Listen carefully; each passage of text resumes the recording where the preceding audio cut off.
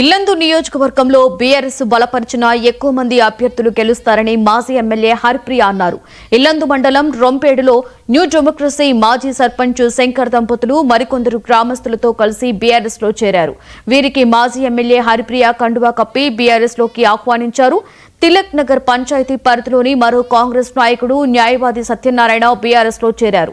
2 ఏళ్లుగా పాలిస్తున్న కాంగ్రెస్ ప్రభుత్వం పేదలకు చేసింది ఏమీ లేదని రొంపేడులో పర్యటించిన హరిప్రియ అన్నారు.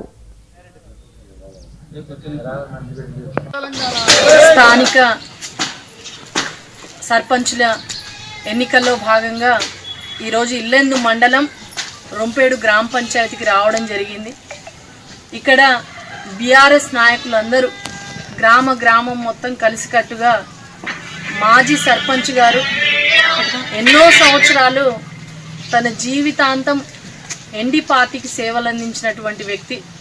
మరి అటువంటి వ్యక్తిని ఆ పార్టీ ఎలా కాదనుకుందో నాకు తెలియదు, కానీ ఎందుకంటే ఎన్నోసార్లు సర్పంచ్గా ఉన్న రోజులు వారిని ఎన్నిసార్లు అడిగినా లేదమ్మా నేను ఒక పార్టీ నుంచి గెలిచాను, నేను కట్టుబడి ఉన్నాను అన్నారే తప్ప ఏ రోజు బయటికి అడుగు పెట్టింది లేదు.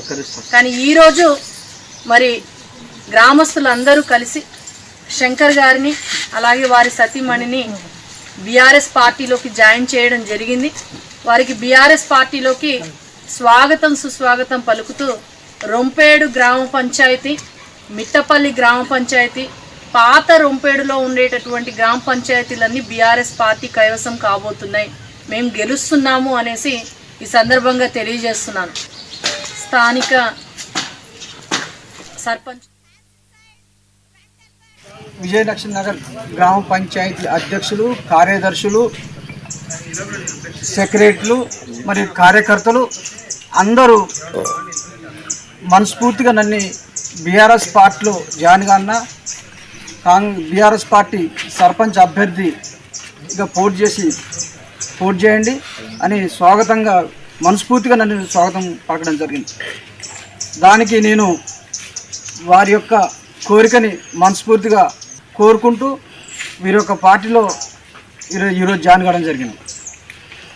నేను 2004 నుండి గౌరవ దిండుగల రాజేంద్రన్న ఆధ్వర్యంలో తెలంగాణ ఉద్యమంలో పనిచేయడం జరిగింది. 2004 నుండి 2018, 19, 20 వరకు కూడా టీఆర్ఎస్ పార్టీలో కొనసాగింది.